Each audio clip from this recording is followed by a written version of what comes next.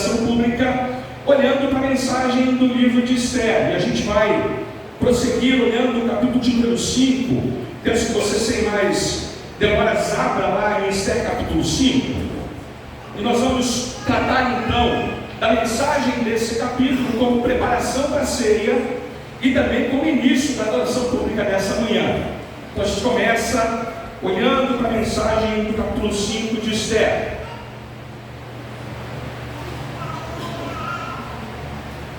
O que eu pretendo mostrar para os irmãos, de maneira bastante objetiva e clara, é que o capítulo 5 de Esther vai mostrar para nós que nós precisamos nutrir e alimentar em nossas vidas duas virtudes que são, infelizmente, bastante ignoradas e desprezadas no nosso tempo. São elas a mansidão e a sutileza, ou, para uma outra palavra que pode ser usada para sutileza, a prudência. Se a gente quer operar no império de maneira bíblica e sábia, nós teremos que ser capazes de relacionar-se com esse império usando essas duas virtudes. Lembra que uma delas, inclusive, é fruto do Espírito, mansidão. Se há de concordar comigo que a gente vive num tempo onde mansidão e sutileza não são muito cultivadas pelas pessoas que estão à nossa volta, seja no mundo real, seja no mundo digital. Eu vou aqui fazer menção às redes sociais como um exemplo da ausência de sutileza e de mansidão. Por exemplo, nas redes sociais em geral, muita gente expressa opinião de maneira tola e apressada. Já viu isso acontecer, irmãos? Já? Isso é falta de mansidão e sutileza.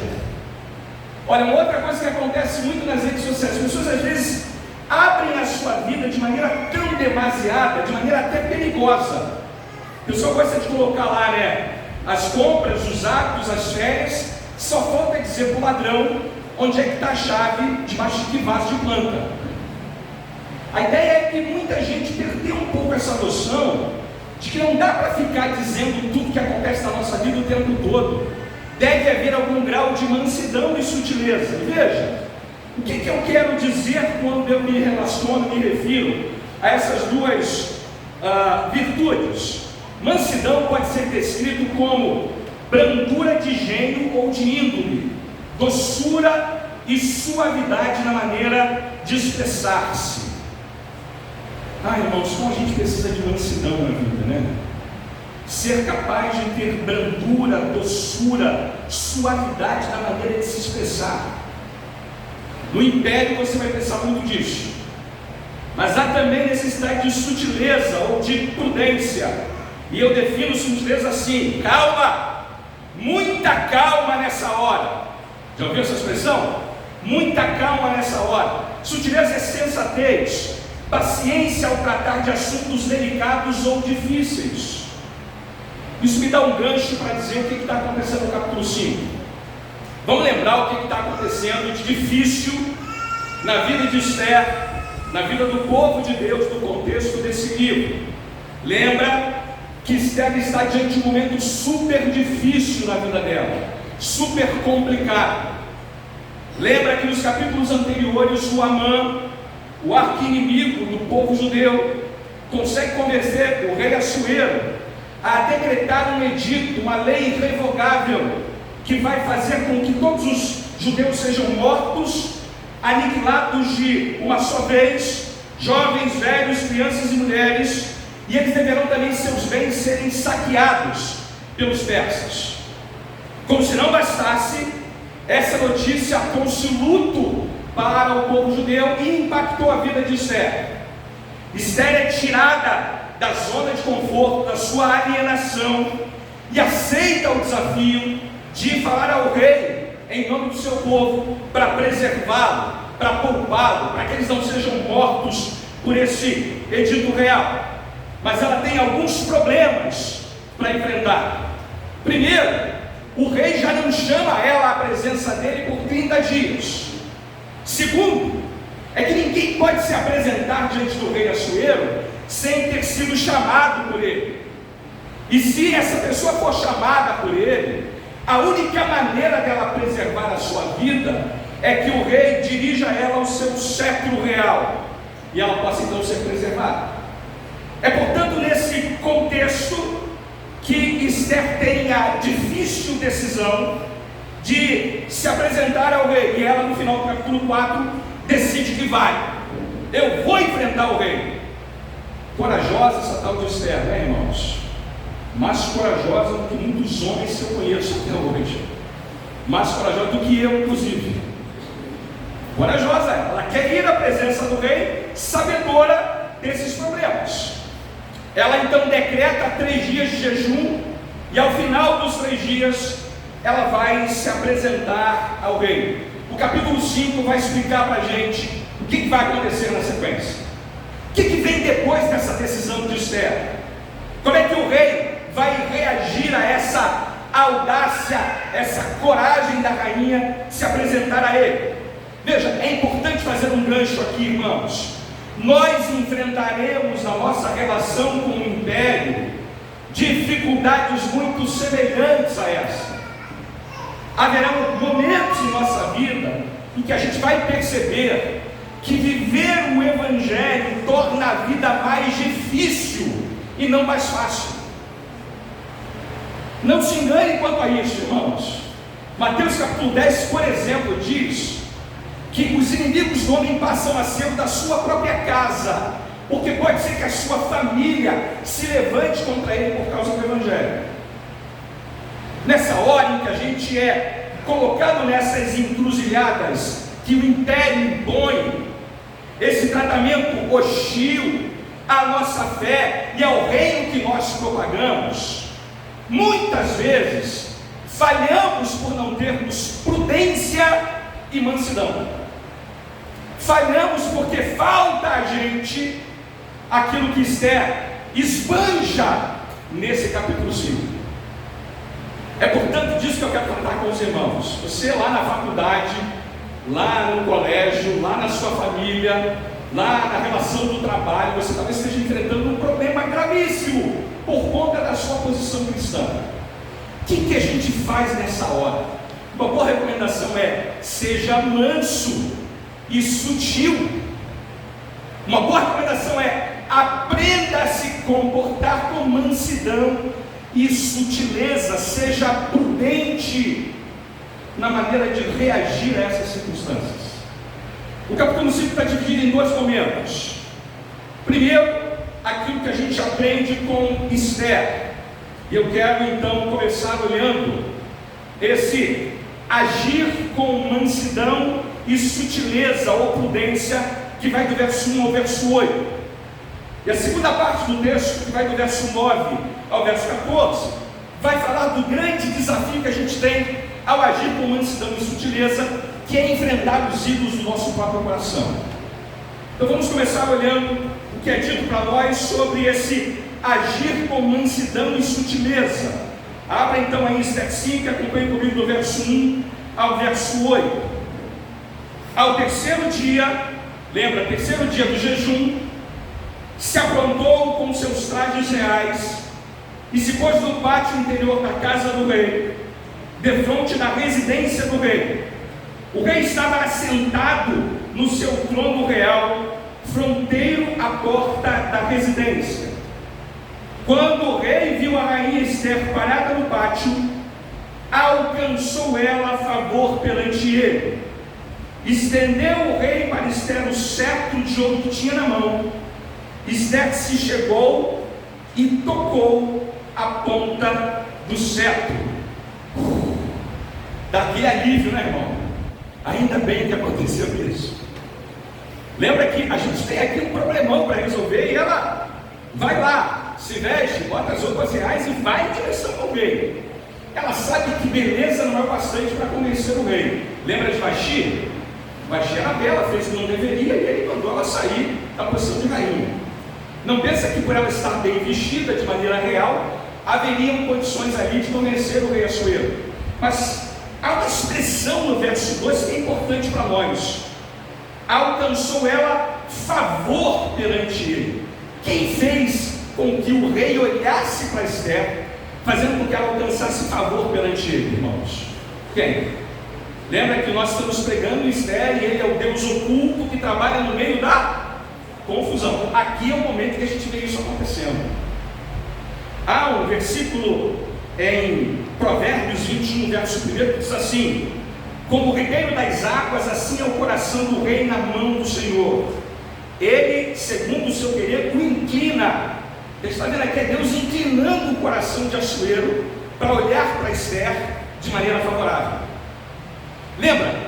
Deus está aqui o tempo todo agindo dessa maneira para mostrar para nós que a nossa mansidão, a nossa prudência deve se apoiar nesse fato, de que Deus está o tempo todo agindo favoravelmente pelo seu povo, irmãos. Dá uma olhada para o retrovisor da sua vida e você vai perceber que muitas situações que você viveu, Deus agiu favoravelmente, inclinando o coração até de gente poderosa para olhar para você de maneira favorável. Eu não vou ter tempo de contar todas as minhas histórias aqui, mas eu lembro que eu passei para o processo seletivo do doutorado, tinha uma disciplina na física que eu não tinha ainda ido tão bem, faltavam alguns décimos para eu ser aprovado, e se eu fosse reprovado naquela disciplina, todo o meu projeto para fazer o doutorado estava interrompido. Aquela professora era conhecida como uma professora que não gostava de arredondar notas para cima.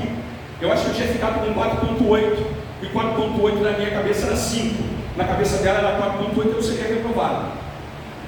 E eu fui cheio de temor falar com essa professora. A professora só poderia considerar a possibilidade de arredondar a minha nota para cima, para eu ser aprovado na disciplina e não interromper o meu processo de pós-graduação. E ela falou assim: olha, eu vou fazer isso com você. Vou fazer isso com você. Está aqui, está aprovado, pode ir embora.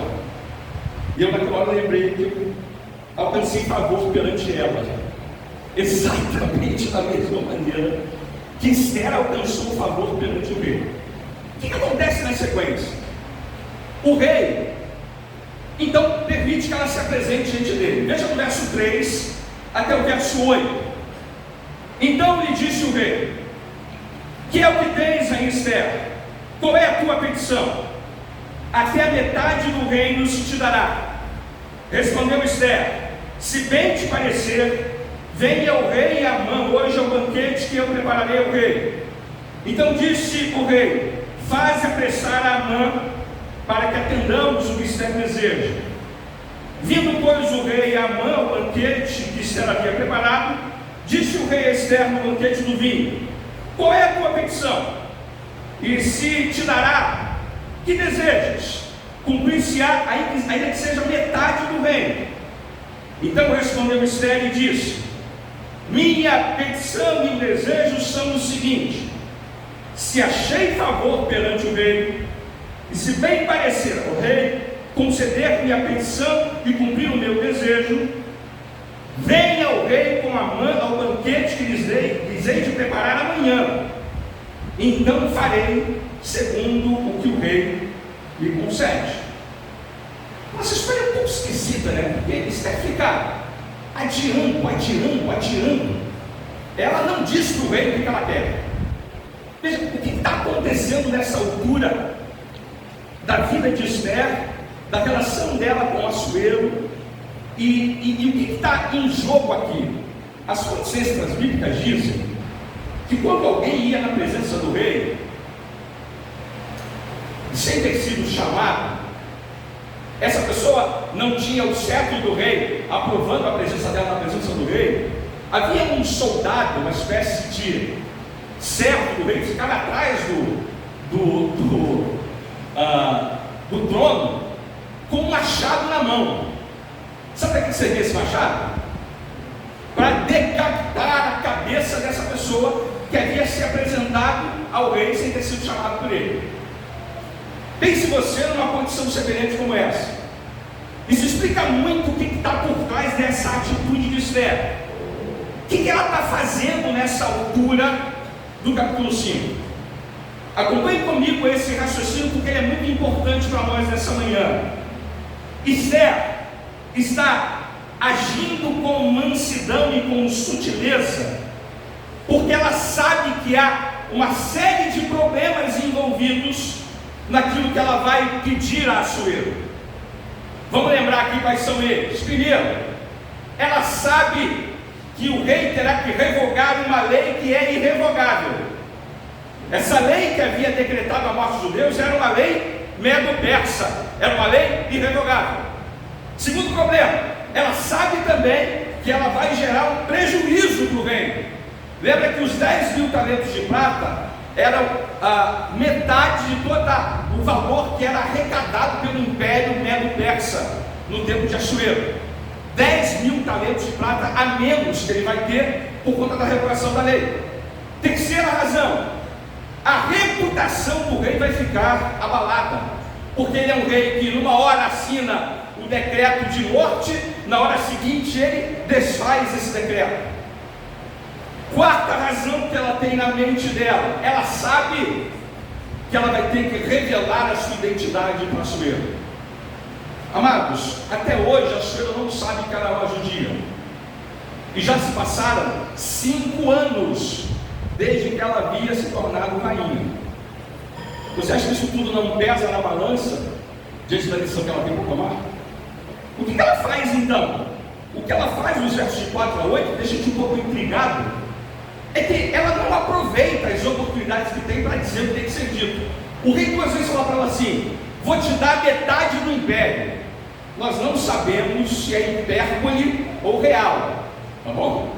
Mas era uma boa chance de ela dizer assim: tá bom, agora eu vou aproveitar. E ela não aproveita o momento. Depois ele repete de novo: o que está te incomodando tanto, Esther? Diz para mim, eu te dou até a metade do reino. Mais uma vez ele repete. Ela está com a faca, o queijo, o pão francês na mão, mas não faz o lanche. Ainda espera um pouco mais. E ela, no primeiro momento, estabelece que ele deve ir numa festa, leva a mãe junto. Ela quer ter a mãe participando desse negócio. Depois, então, ela fala assim: olha, vamos fazer uma segunda festa, um segundo banquete. Ela, portanto, no primeiro momento, adia tudo para um segundo banquete.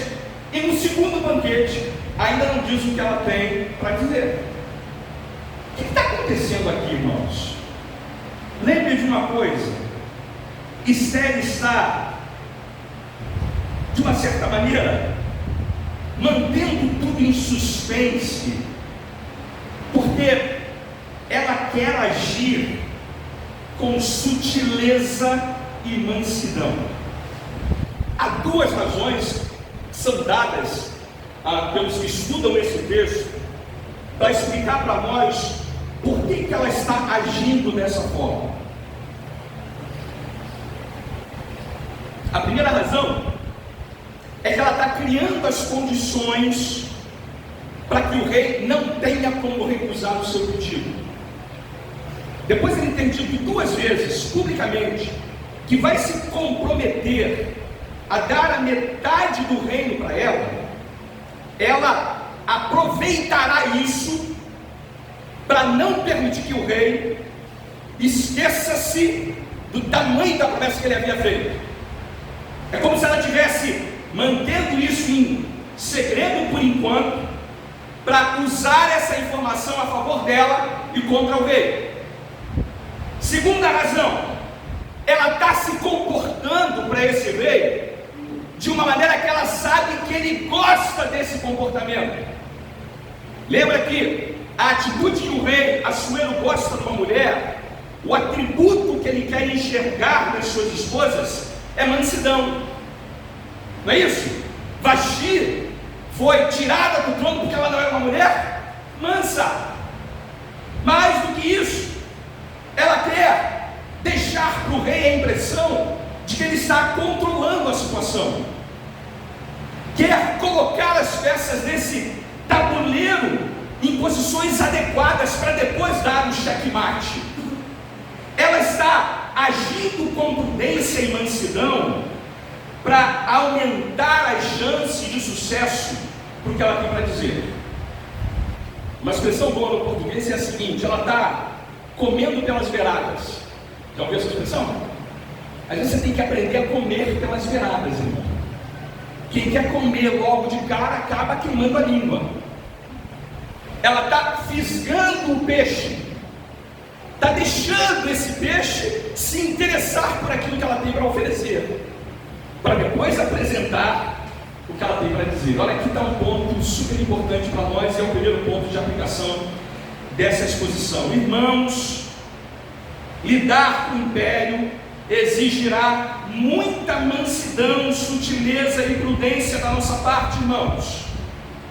Olha, eu sei que a gente sempre pensa em muitas passagens bíblicas que dão entendimento para nós de que a única abordagem possível para o cristão é sempre uma abordagem direta, franca e sempre sem mansidão e prudência. Para usar aqui a expressão que vocês conhecem, é o corte rápido e transcontínuo.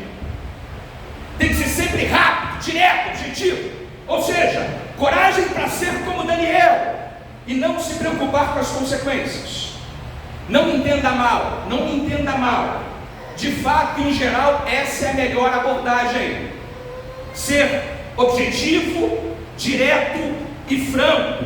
Ter coragem para ser como Daniel e não se preocupar com as consequências. Mas Esther ensina para nós que muitas vezes, na providência de Deus, a abordagem mais indireta produz resultados ainda melhores. Entenda uma coisa: confrontação direta nem sempre é a melhor opção. Às vezes, mansidão e sutileza serão capazes de produzir efeitos maiores a longo prazo. Sabe quem advertiu isso a nós? Ninguém menos do que o Senhor Jesus Cristo. Olha o que ele disse para a gente sobre a maneira como devemos operar no mundo. Você pode ler esse texto comigo? Vamos lá?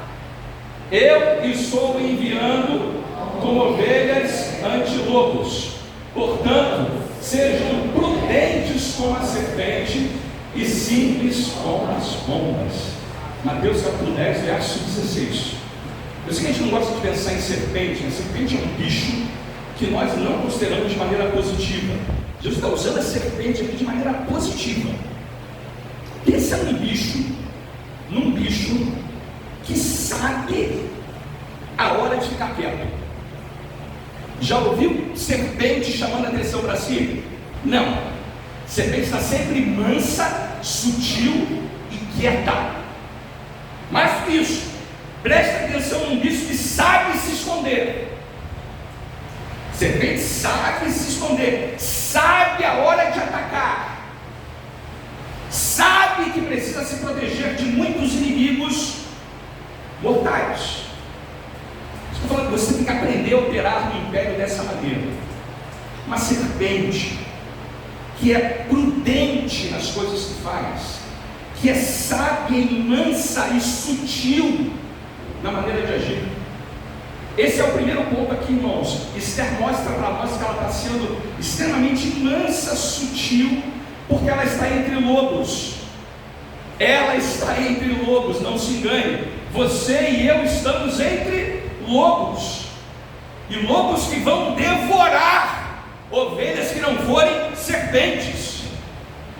Ovelhas que não forem prudentes, mansas e sutis.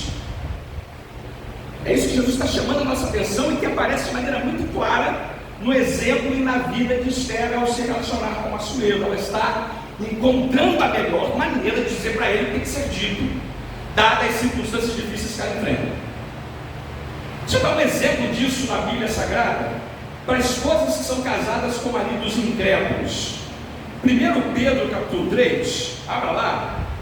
O apóstolo Pedro dá uma recomendação apostólica para as mulheres casadas com maridos incrédulos. E olha o que ele diz para elas serem, traduzindo: sejam mansas, sejam prudentes, sejam como serpentes. 1 Pedro, capítulo 3, versos 1 e 2.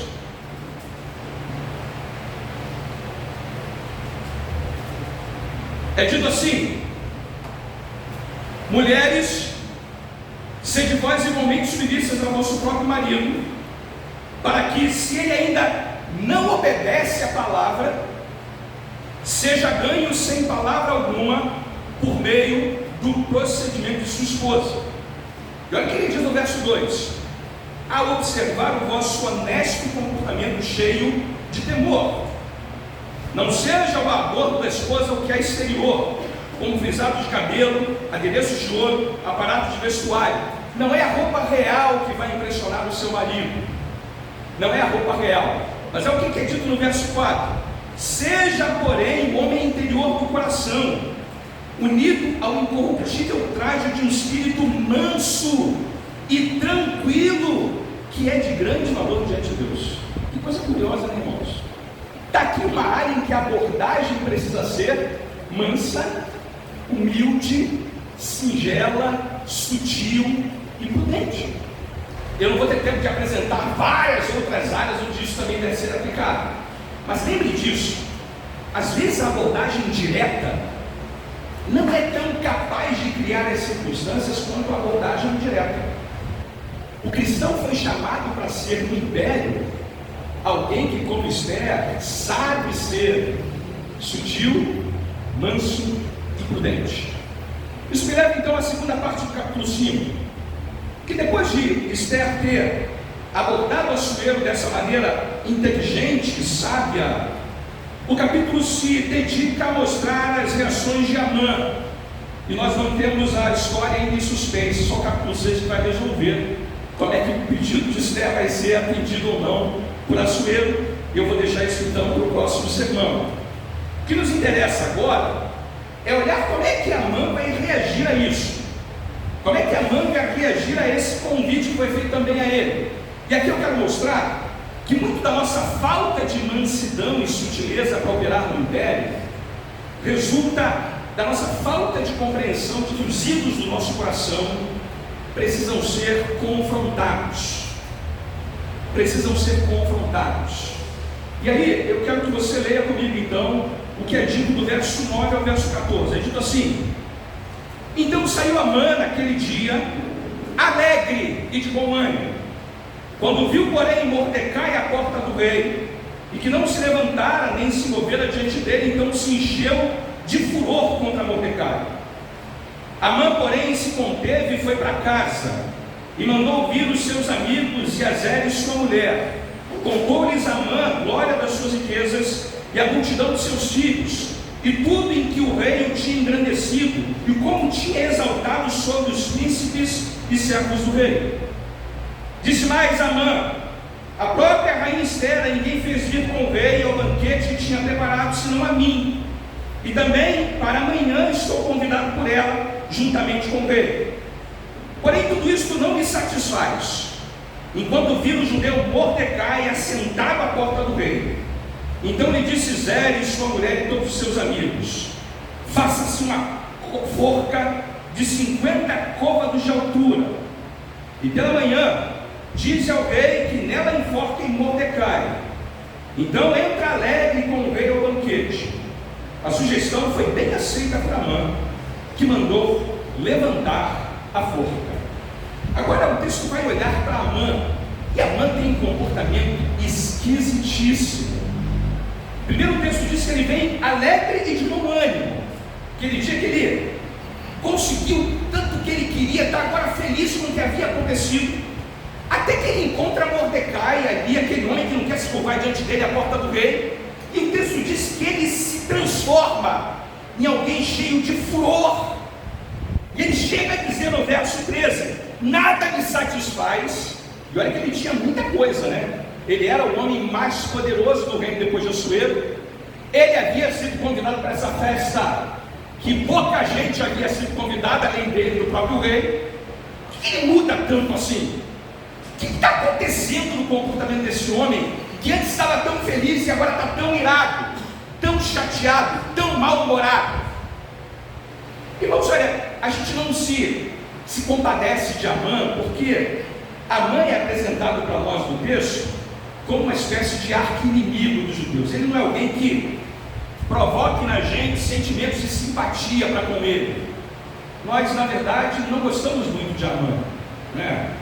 E eu sei que eu não posso dizer isso aqui, mas vou dizer, porque Amã se exploda, né? Que ele se deu muito mal mesmo. Alguns de nós podem pensar assim, olhar para o texto, mas olha, não se engane.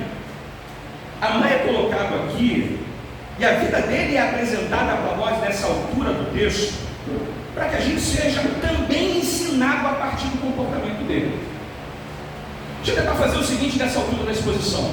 Se você e eu estivéssemos lá, naquele momento, fôssemos os amigos de Amã, estivéssemos na posição da esposa dele, que conselhos a gente daria para esse homem diante do que havia acontecido na história de vida dele? Como é que a gente poderia ajudá-lo com aconselhamento bíblico de qualidade, adequado, para ele enfrentar o que estava acontecendo na vida dele? Olha, como é que a gente poderia ajudar Amã na situação que ele está vivendo? Como é que a gente poderia orientá-lo de maneira adequada? Eu penso que duas coisas precisavam ser ditas para Amã. Primeiro, Amã precisava entender, como eu e você precisamos entender, que as nossas emoções, palavras que saem da nossa boca, revelam em algum nível quem é que manda de verdade na nossa vida. Dizendo de uma outra maneira, nossas emoções ou palavras, sejam elas positivas ou negativas, nos ajudam como pistas a compreender melhor o nosso coração. Vamos voltar para Amã aqui rapidamente. A ira e a insatisfação de Amã estão relacionados com o seu grande ídolo. Qual é o grande ídolo do coração de Amã? Fama, reputação e reconhecimento público. Esse é um ídolo muito famoso hoje em dia também.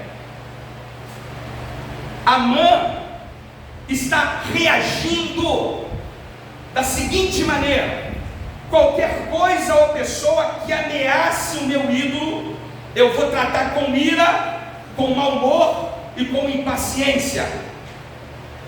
Idolatria e infelicidade andam juntos. Não se engane, é tudo meio desproporcional aqui. Esse homem, que é o mais importante do Império Medo-Persa, está incomodado com um judeu insignificante. Como é que pode, né, irmãos? Que a idolatria do coração tem o poder de distorcer as coisas. A idolatria do coração faz a gente colocar as coisas em perspectivas muito falsas. E preste atenção em uma coisa: quando Amã é desafiado pelos seus acontecimentos da vida, ele reage com ira e indignação. Mas quando ele é adulado, quando ele se sente fortalecido nessa idolatria, ele reage com alegria e com prazer. Por que ele está tão alegre no início do versículo 9? Por quê? Porque ele fora convidado para o banquete feito por Esther. Ele está sendo o quê? Enaltecido. Mas quando encontra Mordecai, e ele é alguém que ameaça a sua idolatria, ele reage com ira, com indignação, com furor, com raiva, e chega a dizer no verso 13: nada me satisfaz enquanto eu não ver aquele homem ajoelhado diante de mim. Irmãos, e quando ele vai ser orientado pela sua esposa, pelos seus filhos, pelos seus amigos, eles oferecem para ele um band-aid, para tentar curar essa idolatria. Dizem para ele assim: ouça a voz do seu coração, Amã. Amã, dê vazão à sua ira, Amã. Amã, cancela o tal do Mordecai. Cancela é já de hoje em dia, né? Cancela o tal do Mordecai. Amã aceita a ideia. Sabe por que ele aceita? Verso 14. A sugestão foi bem aceita por Amã, que mandou levantar a forca. O tratamento que esses amigos estão dando para ele é o seguinte: alimenta a tua idolatria, Amã, ao invés de mortificá-la. Amã, se sinta ainda mais importante, mais valioso. Aceita a vingança tamanho gigante.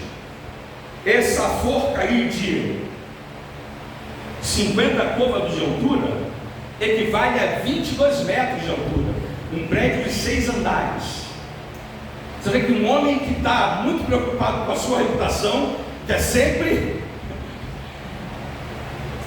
elementos que tornem ainda maior a sua vingança. Ele quer uma vingança tamanho gigante, porque ele não aceita que a sua reputação seja colocada no lixo. Irmãos, é impressionante como é que Amã está sendo desafiado pelos acontecimentos daquele dia quanto ao seu ídolo do coração, mas ele não percebe a conexão entre as suas palavras, os seus sentimentos, as suas emoções e o seu ídolo.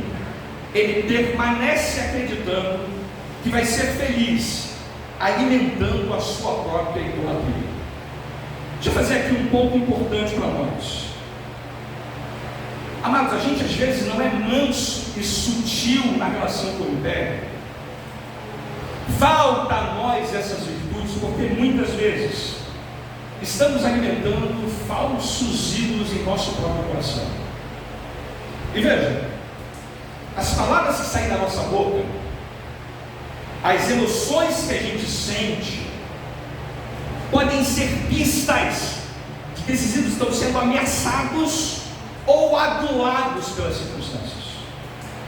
Deixa eu dar para você um exemplo muito interessante que eu tiro do livro A Vida Centrada no Evangelho. Vamos estudar essa lição, a lição 6.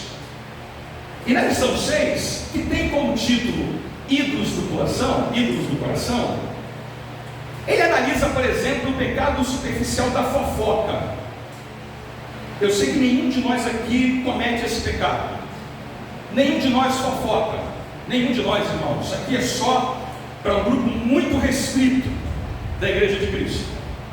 Mas, considerando a possibilidade de você vir a fofocar, preste atenção numa coisa. Muitas vezes, ao falar pelas costas, de maneira crítica ou destrutiva sobre alguém, nós estamos revelando ídolos do nosso coração.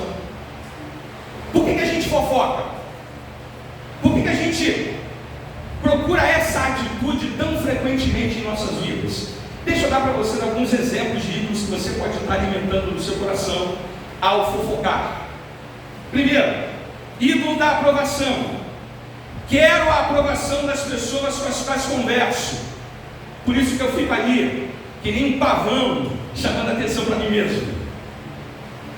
Ídolo da reputação.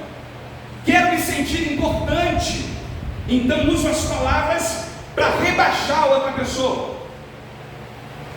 Ídolo da segurança. Falar dos outros, falar mal dos outros, disfarça a minha própria insegurança. Ídolo do prazer. Alguém está curtindo a vida e eu não, então ataco essa pessoa, especialmente nas postagens do Facebook. Ídolo do reconhecimento. Falar dos outros faz as pessoas prestarem mais atenção em mim. Você percebe que palavras podem revelar ídolos do nosso coração?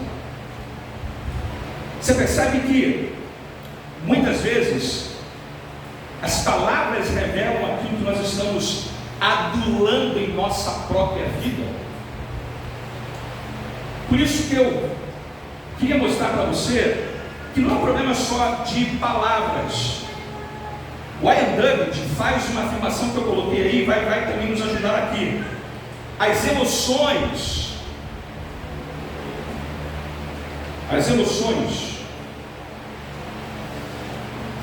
também nos ajudam a fazer essas pistas.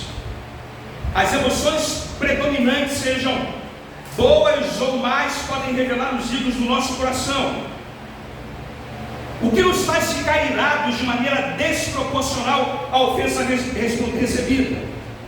Uma pista é que um de nossos ídolos esteja sendo ameaçado, o que produz em nós um forte sentimento de realização.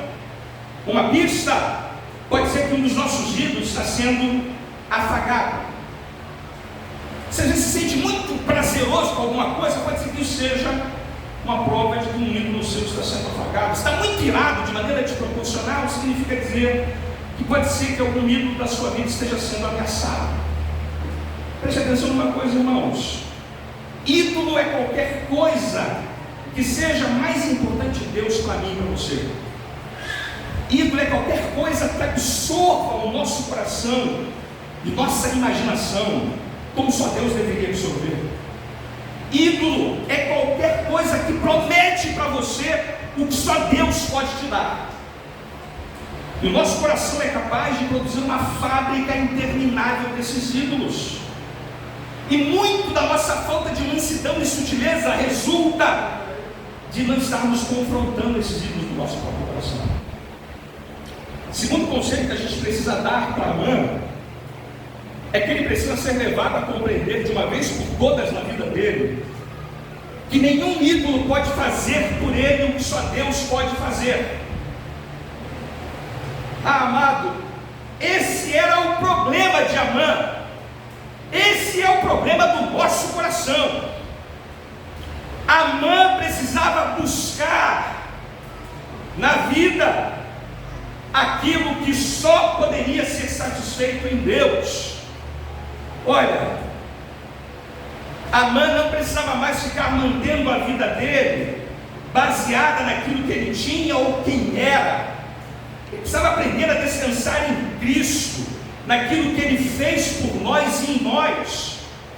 É só em Cristo que a gente encontra descanso para a nossa alma, como a gente acabou de cantar no início do culto dessa manhã. É só o Evangelho que responde de maneira profunda a maior necessidade por significado na nossa vida. Amã se veria livre da opinião dos outros, da sua volatilidade. Ele entenderia que Deus ama pecadores apesar dos pecados deles, por causa da morte de Cristo e por causa da vida que Cristo viveu. Ele seria levado a perceber a necessidade de abandonar a visão do império centrada nele mesmo e no seu sucesso, em vez de centrada no Evangelho e em Deus. Ele entenderia que todas as realizações que ele faz na vida eram apenas um meio para dar graças a Deus e glória a quem de fato merece. Até que ponto, irmãos, a gente não tem funcionado no império de forma parecida com a Amã? Até que todos tem que ser lembrado disso mais uma vez nessa manhã. Permita dizer isso, irmãos. Olha, a nossa alegria é volúvel demais, irmãos. A gente é que nem o Amã. É convidado para a festa do palácio e depois encontra um problema e se perde nele, porque o nosso ídolo está sendo afetado. A gente é muito parecido com Amã, porque a gente esquece, irmãos, que a nossa alegria está baseada na incomparável glória da incrível bondade de Deus. A gente se esquece que aquele que não poupou o seu único filho, antes o entregou por todos nós, não nos dará com ele graciosamente todas as coisas. Na realidade, a gente tem dito para nós mesmos com muita frequência o que Ian David coloca nessa altura da exposição. Eu recentemente ouvi isso da boca de uma pessoa da Igreja de Cristo. Olha o que ela diz nessa frase. Ela disse assim, Ian David disse assim: sim, eu sei que Deus fez de mim seu filho e um co-herdeiro da gloriosa herança de Cristo. Ainda assim, não vale nada para mim, já que não tenho 3 pontinhos. Você pode colocar ali tudo que você quiser. Você entende o que eu estou dizendo? Nós falamos que estamos felizes com a herança, por sermos filhos, mas não vale nada, porque me falta ainda aquilo que eu tanto desejo. E essa lista aí pode ser grande, tá, irmãos?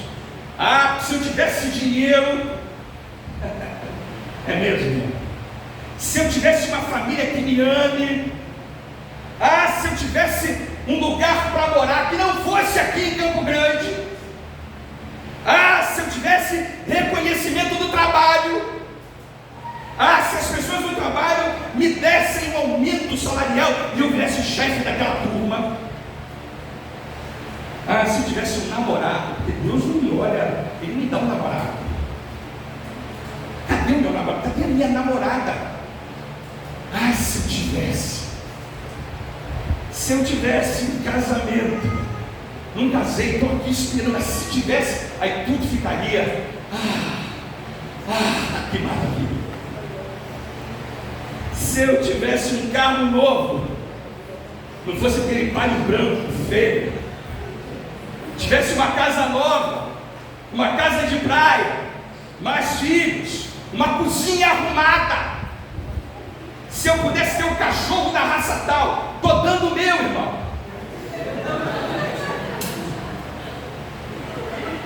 A gente fica desapontado com esses pequenos contratempos, porque perdemos de vista as incríveis, gloriosas maravilhas da nossa herança celestial.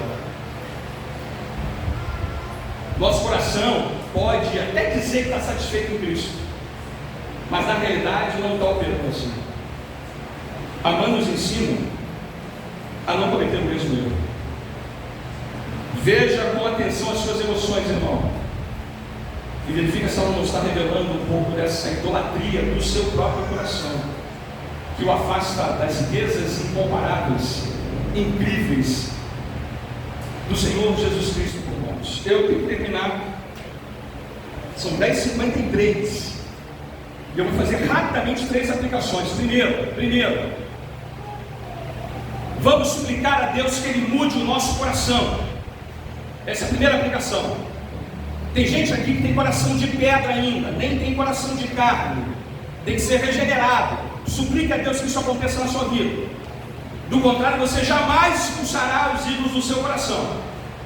Quando aqueles que já são crentes, já têm coração de carne, nós precisamos de mais do Espírito Santo em nossa vida, para a gente poder, com a presença dEle, exaltar mais a Cristo, adorá-lo, buscá-lo, viver para a sua glória. Quando a presença dEle for maior em nosso coração, maior será a nossa gratidão, nosso privilégio de pertencermos a Cristo. Amados, se a gente entende que o favor do Rei é nosso, quem se importa com o que as pessoas pensam a nosso respeito? Quem se importa, irmãos? Segunda aplicação: lembra que o nosso Rei tem uma política de portas abertas. Ao contrário de Assuero, ao contrário da rainha de copas, ele não é aquele que manda cortar as cabeças.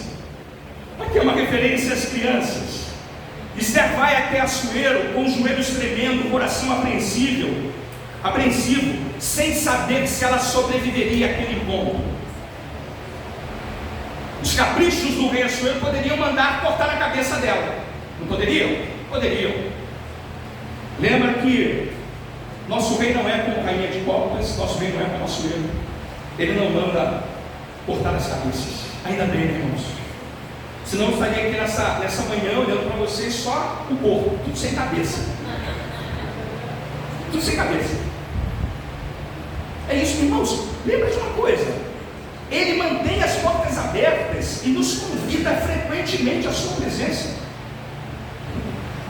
Não precisamos de sutilezas para dirigir a Ele as nossas súplicas, nem de linguagem floreada ou de artimanha psicológica para que Ele possa nos atender. Não! Ele é o nosso Pai. Ele sabe do que a gente precisa. Se os nossos pais terrenos, sendo maus, sabem dar boas dádivas aos seus filhos, quanto mais o Pai Celestial dará àqueles que pedirem o seu Espírito Santo, para a gente poder amadurecer e crescer. Lembre-se, entrar na presença dEle custou não a nós, custou ao próprio Rei.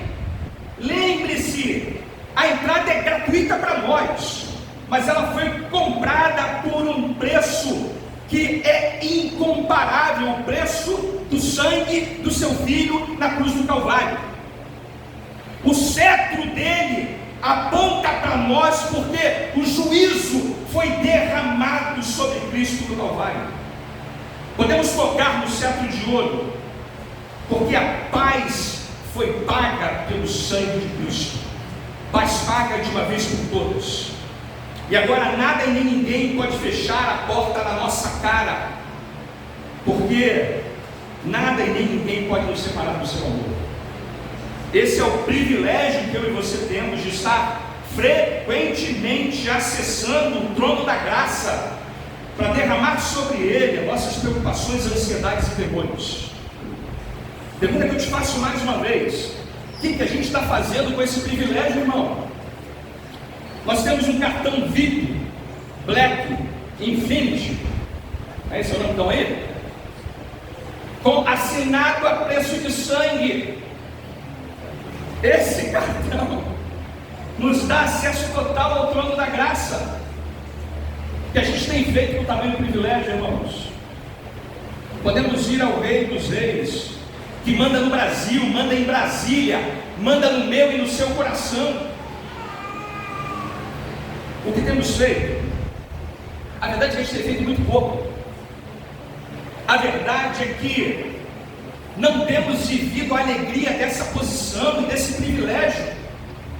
A verdade é que deveríamos estar constantemente de joelhos diante dele, alegres em nosso coração, transbordantes, por favor, tamanho que temos por parte de Cristo.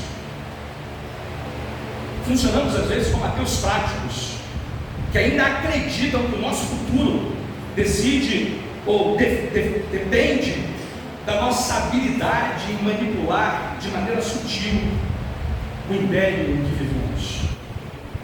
Amado, se aproprie disso de uma vez por todas. Você é filho de Deus e tem acesso garantido a Cristo. Me leva à minha última posição e eu termino com a sua frase.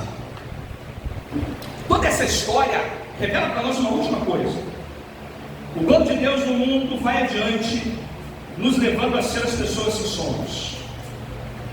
Olha, é interessante, irmãos, que nessa história a soberania de Deus opera de tal maneira que a responsabilidade humana não fica comprometida, e o resultado final é exatamente aquilo que Deus planejou desde o início.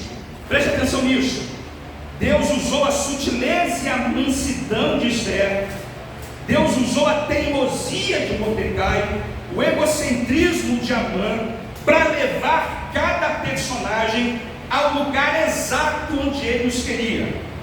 E eles continuam sendo responsáveis pelos seus atos e escolhas.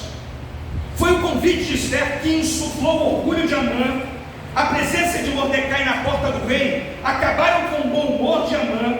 Os amigos e as esposas de Amã aconselharam ele a construir a forca. Todos esses acontecimentos eram necessários para desenrolar o plano de Deus. Se Esther tivesse se apressado, não haveria tempo para a forca, e por aí vai. Meu ponto é: tudo aconteceu como Deus planejara, sem raios, sem trovões, sem milagres, tudo de forma sutil e oculta. Cada personagem agiu exatamente de acordo com seus desejos e temperamentos, mas ao mesmo tempo fizeram exatamente o que Deus decretou. É isso que o Ryan Duggett diz nessa frase. Na nossa vida, Deus não nos dirige como robôs. Esther, Mordecai, Amã e Assuero não foram compelidos a agir de maneira contrária às suas vontades, mas mesmo assim fizeram exatamente o que Deus havia planejado. Nós também não somos meros robôs, embora Deus realize seus propósitos em nós e por intermédio de nós. Deus atinge seus objetivos perfeitos, e não apenas por meio das nossas melhores intenções e ações altruístas, mas até mesmo por meio dos nossos maiores pecados e concessões. Vai dormir com isso, irmão. Vai dormir com isso. Isso não é tão misterioso demais, tá? Mas é assim que Ele faz. Essa história lembra para nós que Deus vai fazendo o seu plano ser aplicado, desenvolvido, fazendo a gente ser exatamente aquilo que a gente é. E é isso que está acontecendo aqui. É meio louco esse negócio, né? Meio desconcertante essa afirmação. Mas ela é a verdade do Evangelho para cada um de nós. Que Deus o faça perceber que aquilo que você faz ao longo da sua vida é resultado do agir soberano dele, mas escolhas responsáveis que você faz diante dele também. Vamos então, irmãos, com base nisso, comendo do pão e bebendo do cálice nessa manhã, peço que você pegue os elementos